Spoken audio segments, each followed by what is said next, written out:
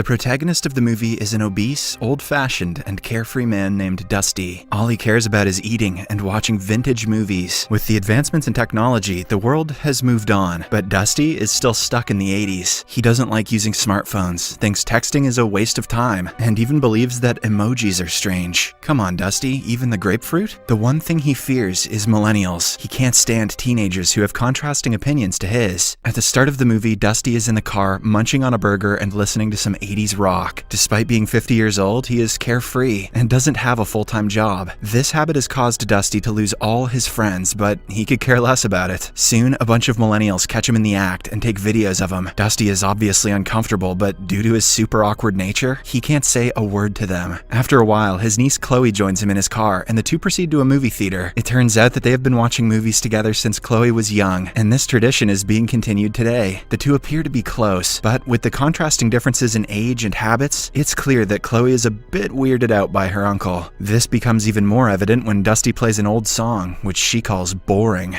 Get out of the car, Chloe. On reaching a theater called Cinethrax, the uncle-niece duo starts debating on what movie to watch. Dusty wants to go with a vintage 80s movie, which he has already seen 10 times, but Chloe wants to watch a Cinethrax exclusive 3D movie called Chosen, and eventually the stubborn niece gets her way. They then head to the ticket line, where a lot of millennials are clicking selfies and texting. As expected, Uncle Dusty is disgusted by the sight. And to make matters worse, he doesn't even have the money to purchase the movie tickets because they are that expensive. This is part of modern living that Uncle Dusty can't run away from. Hence, Chloe reluctantly coughs up some cash. Strangely, all the Cinethrax employees, including the ticket seller and the bouncers, have a weird and gloomy look on their faces. Sounds normal to me. Before entering the main theater, Uncle Dusty checks his 3D glasses into the bin and brings out his own bulky glasses, which he calls shifters. Apparently, he hates 3D movies so much that he has brought these shifters to flatline them into normal 2D movies. He has even brought a pair for his niece Chloe, but as expected, the latter doesn't want to wear them. After this, Dusty heads to the canteen to buy some popcorn. There, some millennials gang up on him and inquire if he has accidentally ended up in the 3D section. Dusty simply says that he is a movie freak and leaves. Weird flex, but okay. When he enters the main theater, he finds the manager of Cinethrax, a good-looking guy named Zach, flirting with Chloe. However, as soon as Dusty approaches them, Zach makes an excuse and leaves. However, at the same time, two of Chloe's friends arrive and sit next to her. It turns out this was her plan all along. The movie time with her uncle was just an excuse to get out of the house. Dusty is annoyed that Chloe's not spending time with him, and also because her friends have taken his seat. He tries convincing her to sit with him, but Chloe doesn't want to. She has started seeing her uncle as a boring person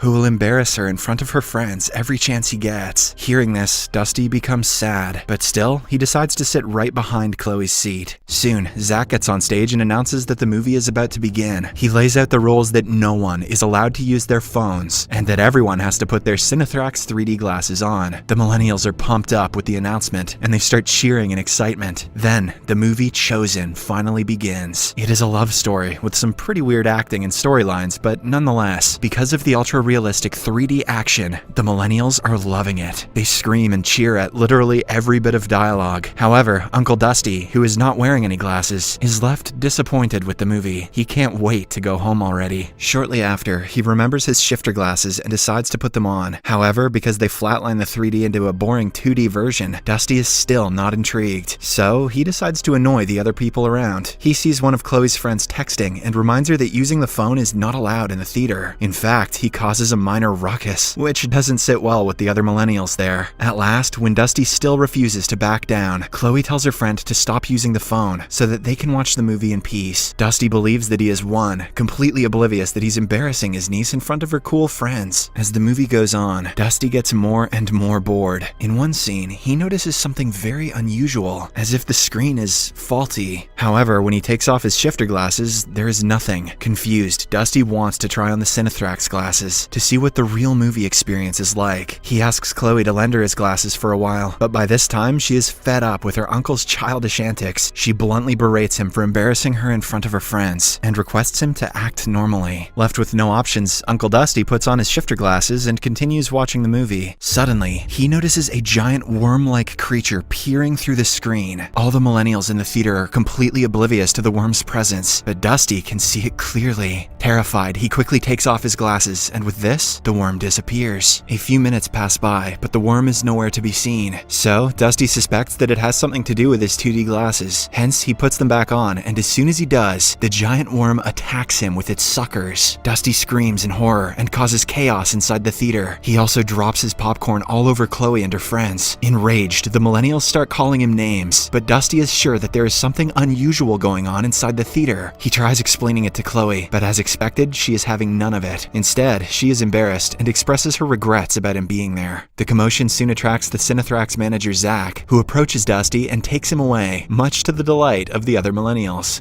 Get that boomer out of here!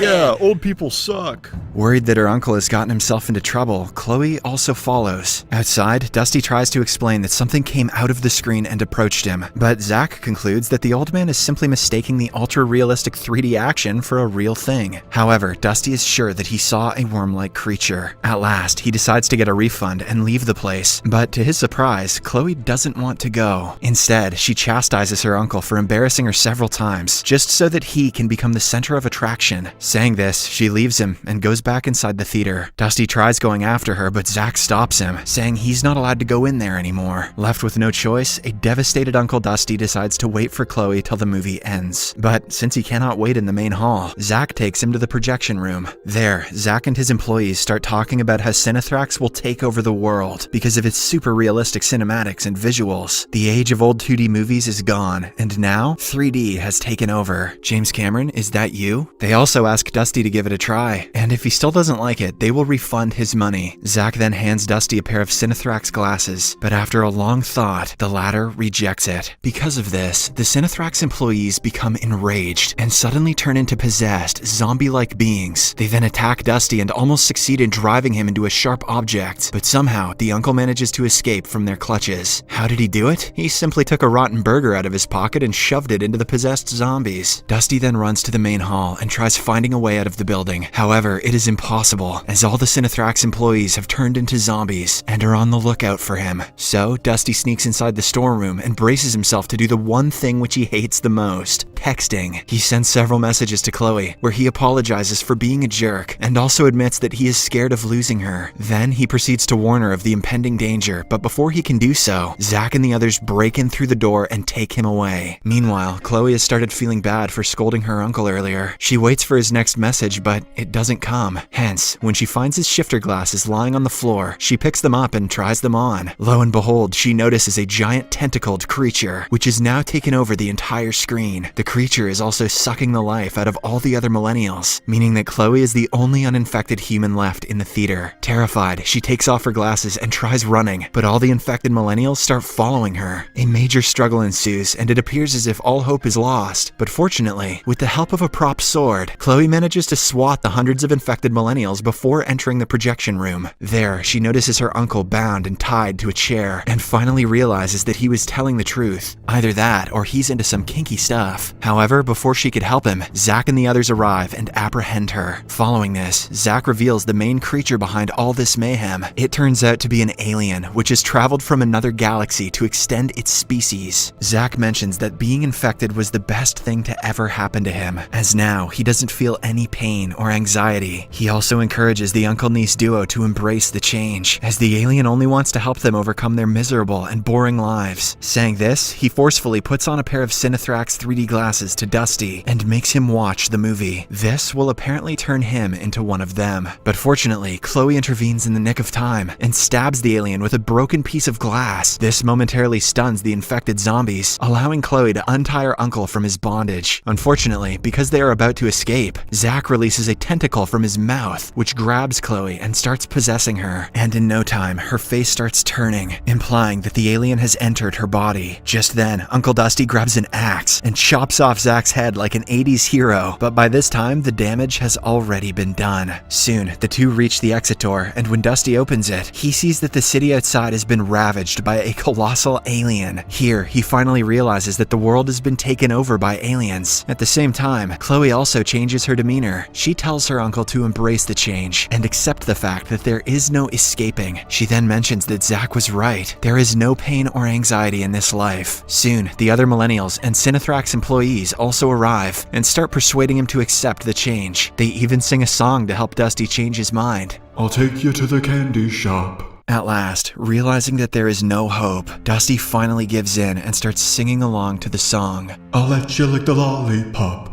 In the last scene, all the people get back inside the theater, where the same movie is being played. Chloe, who is now completely possessed, gives her uncle a pair of the Cinethrax glasses so that he can embrace the change and become one of them. The movie ends as Dusty anxiously waits for the alien to arrive and possess him.